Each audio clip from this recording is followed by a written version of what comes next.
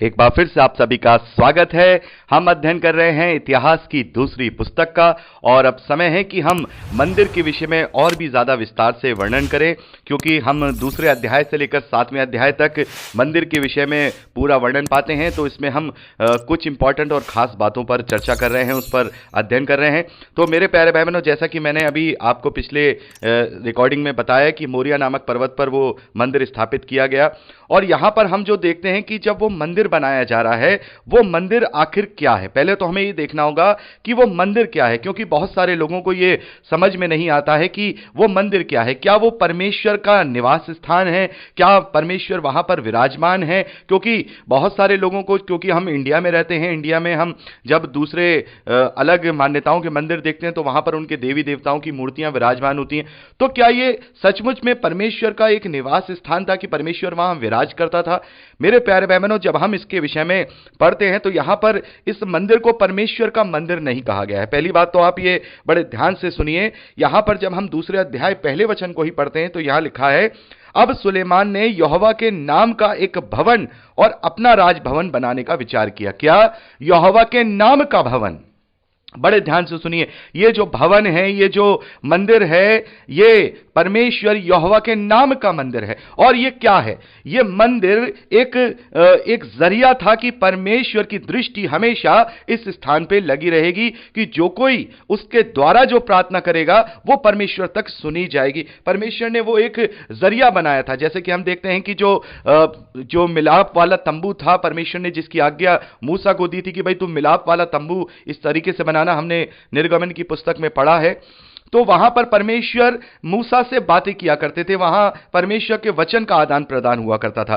तो ये जो अब भवन बनाया जा रहा है, ये परमेश्वर का मंदिर नहीं बल्कि परमेश्वर के नाम का मंदिर है कि जो भी वेदी पर भेंट चढ़ाई जाएगी या जो भी प्रार्थना की जाएगी वो परमेश्वर तक वो पहुंचेगी। परमेश्वर उसको प्रायोरिटी देगा, उसको सुनेगा और उसकी प्रार्थना को जो है हाँ और आमीन में जवाब देगा। तो ये एक तरीके से ये परमेश्वर का वहां कोई वस्तु या कोई ऐसी विराजमान वाली जगह नहीं है। देखिए, हम यहां पर पढ़ते हैं, दूसरे ही अध्याय में पढ़ते हैं 5वें वचन में, जो सुलेमान है वो कहते हैं कि जो भवन में बनाने पर हूं वह महान होगा।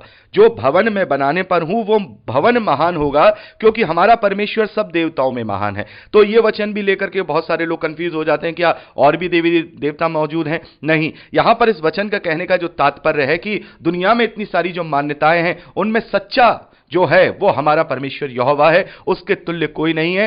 सबसे ऊंचा वही है, परम प्रधान वही है, परम ईश्वर यानी परमेश्वर वही है। तो इसका जो कहने का तात्पर्य है वो ये है, उसका मतलब ये नहीं कि और कोई दूसरे देवी देवता भी वहां मौजूद हैं या उनका अस्तित्व है, नहीं, ये केवल परमेश्वर को महिमा देने के लिए ये वचन लिखा है। आगे देखिए, सुलेमान लिखते हैं 6ठे वचन में, दूसरा अध्याय, परंतु किसमें इतनी शक्ति है कि उसके लिए भवन बनाए?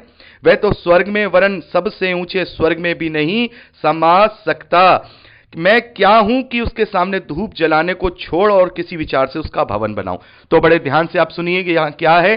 केवल उसको वहां वेदी बनाकर बलि चढ़ाने के लिए, मेल बलि चढ़ाने के लिए, धूप जलाने के लिए और भेंटें चढ़ाने के लिए वो एक भवन बनाया गया। परमेश्वर उसमें स्थान निवास नहीं करता है। बड़े ध्यान से आप इस बात को सुन लीजिए, परमेश्वर उस मंदिर में निवास नहीं करता है। यहां साफ तौर पे लिखा है, यशाया में भी हम पढ़ते हैं कि स्वर्ग उसका सिंहासन है और पृथ्वी उसके पांवों की चौकी है। वो कैसे एक मंदिर में समा सकता है? वो वहां पर वास नहीं करता। पहले तो आप अपने दिमाग से ये मंदिर का जो शब्द आ रहा है उसको ये डिफाइन करिए कि ये उस प्रकार का मंदिर नहीं है जिस प्रकार का हम इंडिया में या अन्य जातियों में या दूसरे लोगों में देखते हैं।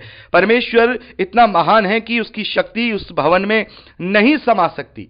वो नहीं समा सकता एक छोटे से भवन में, वो तो सर्वव्यापी है। तो यहां पर हम देखते हैं कि यहां साफ तौर पे जो सुलेमान है उन्होंने ये बात बता दी है। तो यहां पर हम इसी बात को आगे भी पढ़ते हैं 6ठे अध्याय में, जब मंदिर के अर्पण के लिए प्रार्थना सुलेमान करते हैं। आपने पढ़ा होगा या आप पढ़ लीजिएगा 6ठे अध्याय को जब हम पढ़ते हैं, 18वें वचन में भी यही बात सुलेमान दोबारा से दोहराते हैं जब वो मंदिर बन के तैयार है और उसको अर्पण किया जा रहा है। परंतु क्या परमेश्वर सचमुच मनुष्यों के संग पृथ्वी पर वास करेगा? बड़े ध्यान से सुनिए, क्या सचमुच अब परमेश्वर इस मंदिर में इन पृथ्वीवासियों के साथ वास करेगा? स्वर्ग में वरन सबसे ऊंचे स्थान स्वर्ग में भी तू नहीं समाता, फिर मेरे बनाए इस भवन में तू कैसे समाएगा? मेरे प्यारे भाई बहनों, कैसे समाएगा? तो ये हमें उसका जो व्यू है, मंदिर का जो व्यू है, उसे समझना होगा। ये कोई विराजमान वाला मंदिर नहीं है कि परमेश्वर वहां मिलता है, नहीं, परमेश्वर वहां नहीं मिलता, बल्कि परमेश्वर ने ये मंदिर जो यहां पर सुलेमान ने बनाया, उसके नाम का बनाया है। मेरे प्यारे भाई बहनों, बड़े ध्यान से सुनिए, वहां पर भी एक नाम था, वहां पर भी एक नाम था, और वो है मंदिर। और वो है मंदिर। मंदिर के द्वारा प्रार्थना की जाती थी, मंदिर के द्वारा प्रार्थना की जाती थी। बड़े ध्यान से सुनिए मेरे प्यारे बहनों, बहुत ही इंपॉर्टेंट बात मैं आपसे यहां कर रहा हूं। जैसे आज हम प्रार्थना करते हैं तो कैसे प्रार्थना करते हैं? हमारे पास तो कोई मंदिर नहीं है, हम किसके नाम से प्रार्थना करते हैं? परमेश्वर के इकलौते पुत्र, अपने उद्धारकर्ता प्रभु यीशु मसीह के सामर्थी और पवित्र और मीठे नाम में हम प्रार्थना करते हैं। यहां पर जो यहूदी थे वो कोई नाम लेकर के प्रार्थना नहीं करते थे, लेकिन उनके लिए जो नाम था, उनके लिए जो उनकी दुहाई का जो क्लेम था, वो मंदिर था। हमारी दुहाई का क्लेम प्रभु यीशु मसीह का सामर्थी नाम है। वहां पर उनकी दुहाई का क्लेम क्या था? वहां पर उनकी दुहाई का क्लेम ये मंदिर था, क्योंकि ये मंदिर किसके नाम का है? परमेश्वर के नाम का है। तो यहां पर बड़े ध्यान से सुनिए, देखिए एक एक वचन को। परंतु क्या परमेश्वर सचमुच मनुष्यों के संग पृथ्वी पर वास करेगा? स्वर्ग में, वरन सबसे ऊंचे स्वर्ग में भी तू नहीं समाता, फिर मेरे बनाए हुए इस भवन में तू कैसे समाएगा? तो भी हे मेरे परमेश्वर यहोवा, अपने दास की प्रार्थना और गिड़गिड़ाहट की ओर ध्यान दे, और मेरी पुकार और ये प्रार्थना सुन जो मैं तेरे सामने कर रहा हूं। वो ये है, बड़े ध्यान से इस प्रार्थना को सुनिए, वो ये है कि तेरी आंखें इस भवन की ओर, अर्थात इस स्थान की ओर जिसके विषय में तूने कहा कि मैं उसमें अपना नाम रखूंगा। Hallelujah, hallelujah. परमेश्वर का नाम वहां पर था, परमेश्वर का नाम वहां पर था, और वही नाम प्रभु यीशु मसीह है। हालेलुया। कितना देखिए गहरा कनेक्शन, प्रभु का धन्यवाद है, कितना गहरा कनेक्शन उस मंदिर का है। इसीलिए तो प्रभु यीशु मसीह इस बात के लिए गुस्सा हुए थे कि मेरे परमेश्वर के नाम के मंदिर को तुमने डाकुओं की खो बनाया है, क्योंकि अब यह नाम मेरे रूप में यहां पर आ चुका है, ये वो नाम मेरे रूप में अब यहां पर आ चुका है। इसीलिए प्रभु यीशु मसीह ने जब सारी व्यवस्थाओं को पूरा कर दिया अपने क्रूस के बलिदान के द्वारा, और जब उसने अपने प्राण छोड़े, तो मंदिर का पर्दा ऊपर से नीचे दो फाड़ हो गया, क्योंकि अब वो नाम वहां नहीं है, बल्कि वो नाम सचमुच अब हमें उस एक नाम के रूप में दे दिया गया। वहां केवल एक इंडिकेशन की बात थी, यहां सचमुच में हमारे पास वो सामर्थी नाम है, यीशु का नाम है, यीशुआ का नाम है। तो मेरे प्यारे भाई बहनों, यहां पर लिखा है कि ये जो सुलेमान है वो प्रार्थना कर रहे हैं कि मैं उसमें अपना नाम रखूंगा, दिन रात खुली रहे, और जो प्रार्थना तेरा दास इस स्थान की ओर करे उसे तू सुन ले, और अपने दास और अपनी प्रजा इज़राइल की प्रार्थना को, जिसको वो इस स्थान की ओर मुंह किए हुए गिड़गिड़ा कर करें, सुन लेना। स्वर्ग में से जो तेरा निवास स्थान है सुन लेना, और सुनकर क्षमा करना। यानी कि परमेश्वर का निवास स्थान तो स्वर्ग ही है, लेकिन जो कोई उस मंदिर की ओर प्रार्थना करेगा, ये इजरायलियों के लिए विषय में बात हो रही है, हमें नहीं करना है, क्योंकि अब हमें तो वो नाम दे दिया गया है जो सर्वव्यापी नाम है, जो सर्वशक्तिमान नाम है, सर्व सामर्थी नाम है प्रभु यीशुआ का, प्रभु यीशु का। उसके द्वारा हम प्रार्थना करें। अब लेकिन यहां पर क्या था कि इजरायली उसकी ओर मुंह खड़े होकर के प्रार्थना किया करते थे। मान लीजिए इजराइल में कहीं भी है, किसी भी देश में है, किसी भी छोर में है, मान लीजिए वो उत्तर में है, तो वो उसी मंदिर की ओर अपना फेस करके उससे प्रार्थना करेंगे। यदि वो दक्षिण में है तो वो भी अपना उसी की ओर फेस पर प्रार्थना करेंगे। चाहे वो पूरब में हो चाहे पश्चिम में हो, वो मंदिर की ओर ही अपना फेस करके प्रार्थना करेंगे। और ये एक जरिया था कि परमेश्वर तक जो कि स्वर्ग में है उनकी बात सुन ली जाए। मेरे प्यारे भाई बहनों, देखिए कितनी बड़ी बात है, कितनी बड़ी बात है। हमें समझ में आ रहा है कि आखिर मंदिर क्या है। आज हम जब मंदिर का वर्णन देख रहे हैं तो हमें अब समझ में आ रहा है कि मंदिर क्या है। मंदिर वो जरिया है जिसमें इजरायलियों की प्रार्थना परमेश्वर के कान तक सुन ली जाती थी, और वो उन्हें सुनकर क्षमा करता था। और मेरे प्यारे भाई बहनों, अब मंदिर का कोई भी प्रायोजन नहीं रहा, इसलिए अब उसके बाद कभी 2000 साल में मंदिर नहीं बन पाया है, और आगे भी नहीं बन पाएगा, क्योंकि अब उसका नाम, जीवित नाम, सामर्थी नाम प्रभु यीशु का नाम अब हमारे पास मौजूद है।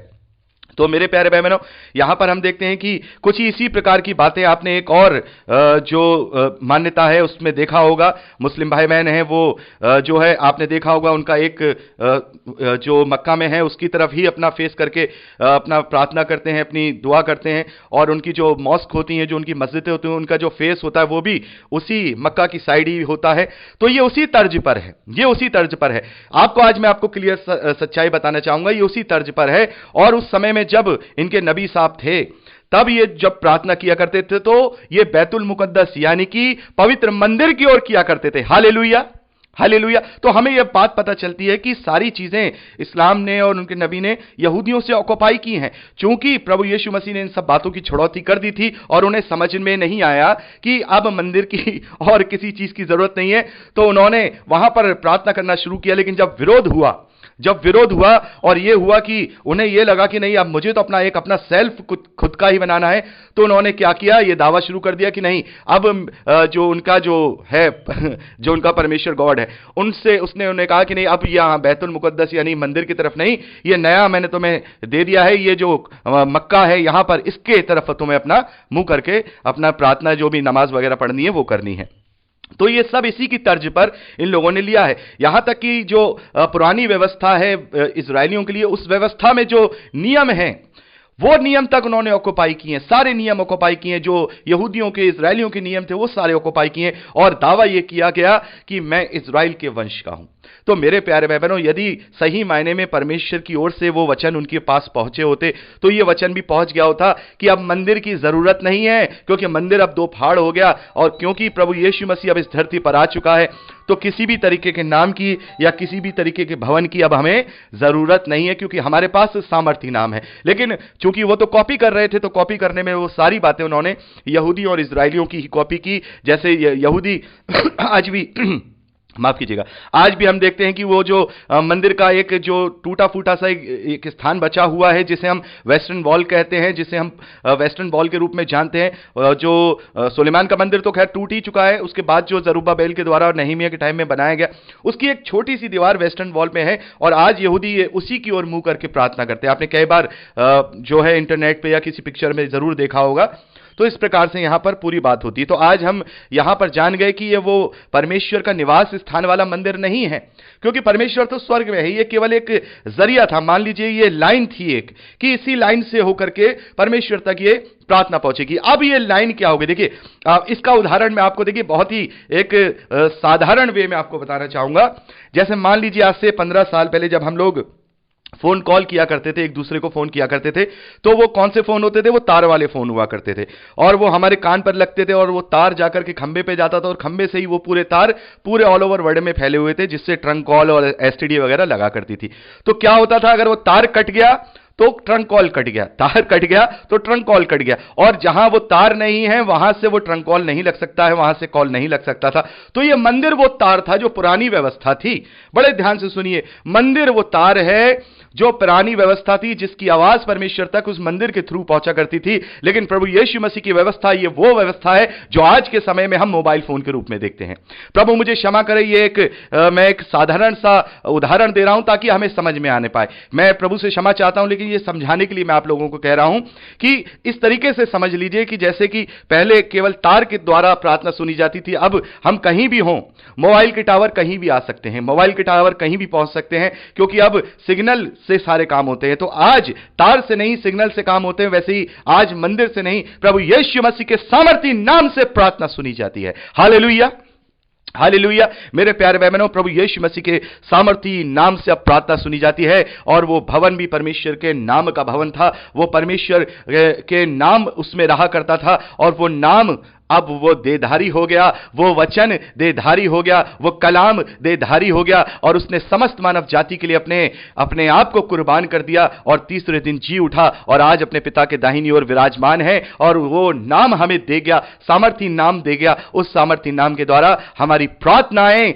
उस कहते हैं ना, उससे तार से भी ज्यादा फास्ट स्पीड से पहुंचनी। देखिए कितना फर्क है। तार से भी पहले क्या होता था, एसटीडी लगाते थे तो पहले वहां पर एक्सचेंज में जाया करता था, फिर एक्सचेंज वाला उसे जोड़ा करता था, काफी देर तक हमें वेट करना पड़ता था कि भाई जुड़ जाएगी लाइन तब। अब हमें वेट नहीं करना है, फटाक से आप यहां इंडिया में हैं और अमेरिका कॉल लगाइए, 1 सेकंड में कॉल लगेगा, वहां लगाइए 1 सेकंड में। वैसे ही प्रभु यीशु मसीह का सामर्थी नाम है, वो प्रभु यीशु मसीह का सामर्थी नाम है जो कहीं भी हम बैठ करके उसके नाम से प्रार्थना करते हैं, वो परमेश्वर के कानों तक पहुंचती है, और उसका जवाब वो उसी घड़ी हां और आमीन में दे देता है। मैं परमेश्वर से कोटि कोटि क्षमा चाहूंगा कि मैंने एक ऐसा आज का उदाहरण दिया है, लेकिन हमें एक आसान भाषा में समझाने के लिए जरूरत था, और मेरी औकात नहीं है कि मैं इस प्रकार की कोई उदाहरण दे पाऊं। मैं अपने आप में बहुत ही अलग फील कर रहा हूं, लेकिन फिर भी अच्छी तरह से समझने के लिए ये बात मैंने की है। ना ही उस ट्रंक कॉल की या फोन की इतनी औकात है, ना ही उनकी इतनी हम कहेंगे कुव्वत है कि हम उनसे प्रभु को जोड़ पाए, क्योंकि ये कुछ भी नहीं है,